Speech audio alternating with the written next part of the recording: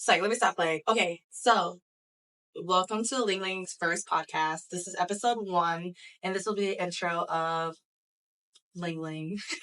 I am not good at talking about myself as much. I'm more of an insider, so this is kind of new to me. I mean, obviously, it's new to me. I've never really done this. The name is Ling. That's what everyone knows me by. But my original name is, but I prefer to go by as Ling. Why do I like the name and how did I get that name? If you were wondering or asking, probably wasn't. But how I got that name was originally from Colorado. So my Vietnamese name is Ling, and I was on the phone with my old guy best friends from Lincoln High School, which is in Denver. Every time we were on the phone, my grandma would be like, Ling, and he just constantly said, Ling. Also, shout out to Alex. That name has been with me for a good minute now. I just started going off by Ling. We got a Hershey so let's go. My ethnicity is one of the things I get mainly asked for. I am partially Vietnamese and partially Black. I'm 75% Vietnamese and 25% Black. What else here that we should talk about? Because like I said, I don't really talk much about me. Oh, my background. Okay, so I am originally from Colorado, as I kept mentioning Denver. I was born and raised in Denver for 15 years. I moved back and forth from Florida to here due to personal family reasons and whatnot. And then when I turned 15, I officially moved here to Florida and have stayed here since. Do I want to go back? No, I don't. I went back last year to visit my best friend. Let me just say, Colorado was not what I thought it used to be. It started to look kind of like California. There was a lot of dead buildings and garbage around the city, and it was just really sad to see that my hometown ended up just kind of going downhill like that. But I mean, what can I do? It's still my hometown. I still love to visit. There's a lot of beautiful places there, but for my city where I used to live and grow up, I realized and saw how it was, and I was just like, dang, I'm very grateful for what I had before, and I'm still grateful for what I have now. My age, I am turning 24 this year. It's 2024. I am a 2000 baby. I am a Virgo. I have Beyonce's birthday, September 4th. 2000. So yeah, I'm turning 24. Currently right now 23. What else? I don't really know. I have like a freaking notebook because I didn't know what to really speak on of myself. I'm usually the one to give advice and listen to others more than talk on myself. So let me look at my notebook. All right, so I got my name out the way. I got my ethnicity. Oh yeah, speaking of my name, you guys are probably wondering why I cleared out my name, but it's because personally, I don't want a lot of people knowing my actual government name or so. Not that I don't like it or anything like that. I love the name that I was given, but I just prefer Ling. I just, because then people start to mess with me and want to call me by that name, and I'm like, yo, I prefer you to call me by Ling, not that actual name. So I know there's no purpose of really knowing me if I blank that part out, but those that really do know my name, know my name. My background I already kind of talked about. All right, how I grew up and where I kind of talked about as well. Moved back and forth from Colorado to here. Actually, yeah, I moved back to Colorado here many times. I used to live in Fort Lauderdale, live in West Palm Beach for a little bit everywhere in like Fort Myers area, Estero area. I used to go, excuse me, I'm doing a podcast. But that's what we're going to get into. This is the sad part. I don't really talk much about this. I raised kind of myself on my own. I grew up in Colorado with my mom and my grandma. My mom was mentally ill, and my grandma was just, of old age, but she was still able to take care of us and whatnot. I used to have to translate a lot when I was a little girl. I used to have to miss school just to go to departments for like food stamps and apply for Medicaid and Medicare and all that for them. I didn't really grow up with a normal childhood, but my family tried to give me that as much as possible. As in, like my aunts. My aunts would try to take me out trips, and I grew up with amazing cousins that I'm really close to still to this day since we're young. So I'm grateful for them. My mom was mentally ill. We couldn't really figure out exactly what was wrong with her health. We went to many different hospitals, many different doctors, and they would tell us different things. Like they were saying she had cancer. They would tell us she had many things, but we really didn't know what exactly it was. And her condition just kept getting worse and worse. By the time it hit 2015, out of nowhere, I got a call from one of my family members that I don't speak to, one of my cousins that I'm not actually close to, that my mom was in the hospital. And I was like, what? And usually after school, I sometimes go see my mom in a nursing home, or I skip school, hang out with friends or whatnot. I was not the greatest kid. I'll tell you that. Like, I was not the greatest kid. I was doing things I shouldn't have done when I was a kid. I guess you could say that taught me a lot how I am and where I'm at today. This time after school, me and my friends, we usually hit McDonald's or whatnot. We went to McDonald's. I got a call. This was not my first time receiving a call similar to the situation. The first time I got this call, my aunt called me and was like saying, "You need to go take care of your mom. Your mom is dying, blah, blah, blah," just yelling at me. And I was like, "What are you talking about?" She's like, "You need to check on your mom right now. She died." My family's dramatic. We're very, very dramatic. And I was like, "What is she talking about?" So I called the hospital. My mom was fine. The next week, I received another call through my uncle's phone. I was on my uncle's phone. I had to use his phone because I used to get Barack Obama phone.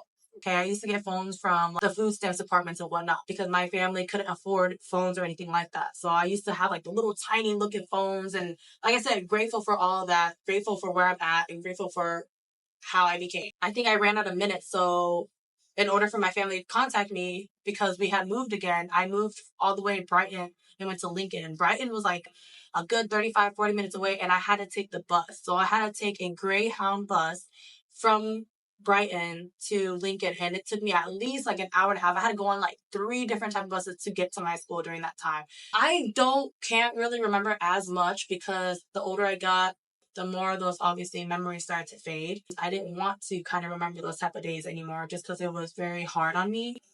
However, I grew up from it. So my mom was in the hospital. My aunts called me and said all that, and I was confused. I was in Spanish class. I never went to this, or Italian class. I never went to this Italian class. I always skipped this class. And that one day I was in there, I received a call through my uncle's phone, and there was a girl. And I was like, "Oh, who was my uncle talking to?" So I was about to snap, and I didn't snap. I just said, "You got the wrong phone number. He's not here." Because they were asking for him. And I hung up. And then they called again. And then I was like, "Stop calling.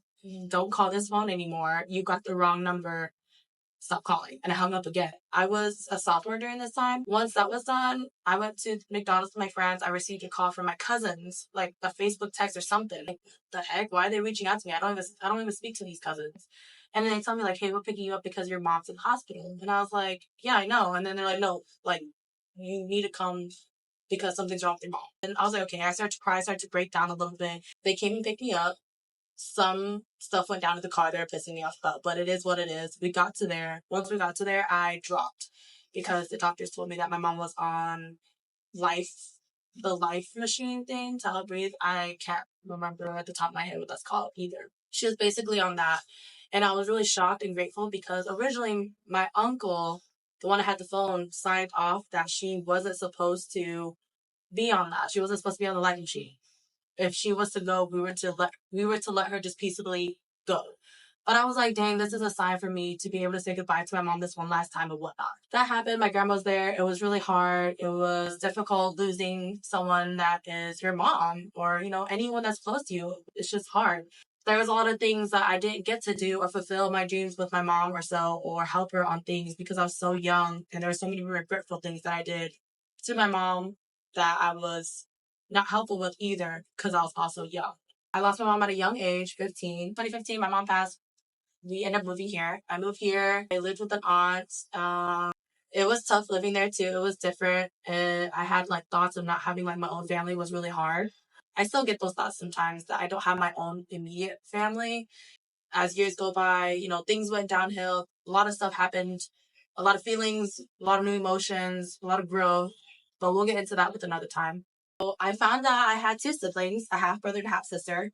They are living in Orlando, which was crazy and shocking to me because of all places, they were only 3 hours away from me. My cousin called me and she was like, "Okay, I don't know if you're supposed to know this or not, but my mom is talking to someone on the phone and she's mentioning you and mentioning 2 other people and stuff about your dad."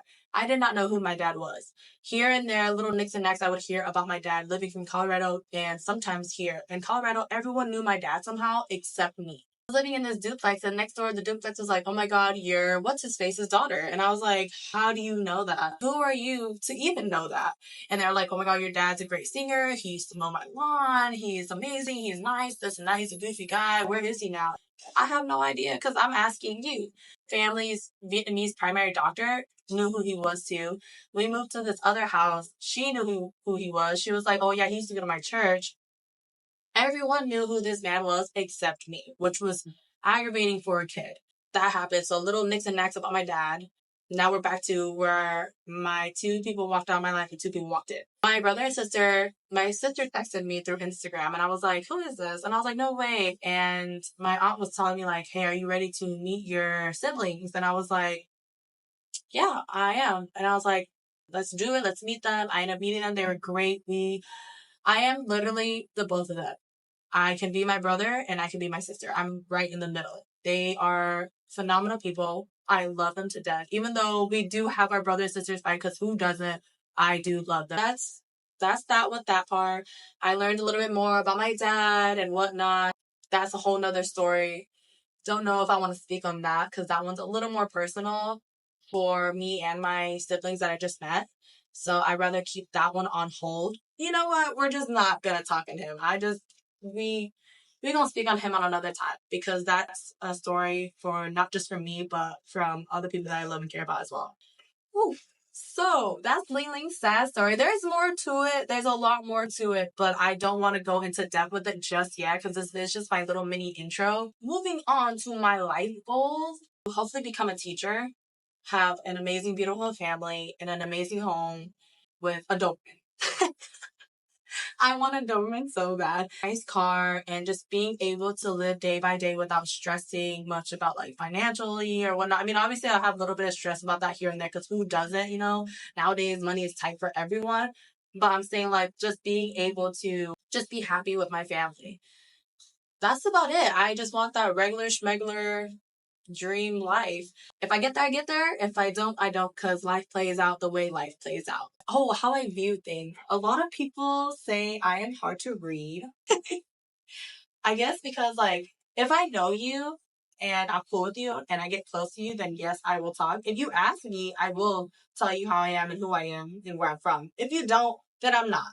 There's a lot of people where I will ask them questions and I'm hoping they ask me back so they could get to know me as well, but they don't. Which is cool. Not everyone thinks like me. Everyone thinks differently. And I tell myself that. I've been telling myself that. I love to support people. If you real with me, I'm going to be real with you. This year for 2024, one of my main goals is not tolerating anyone's bullshit. Okay, I'm not going to tolerate anybody's bullshit. If I hear something that's like not important or I hear something that sounds stupid or whatnot, I'm going to tell you how it is. And if you do not like it, you can just move around because I don't need that. I've cut a lot of people out of my life. I ghosted a lot of people in my life. It's just if you choose to be in my life, you choose to be in my life. If you don't, you don't. Is that a chicken? Mainly focus on myself, and I say this every year, but for real, mainly focus on myself this year and focus on who wants to be in my life and who's there to support it.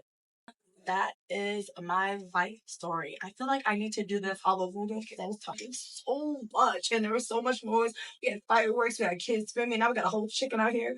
So my next podcast, I'm hoping to have like a guest on here and talk about certain things, get to know each other. Like I said, this is a little test run, so I think that wraps it up. Thanks for tuning in to my first episode. It was quick, short, a little awkward, but it's the beginning of something new.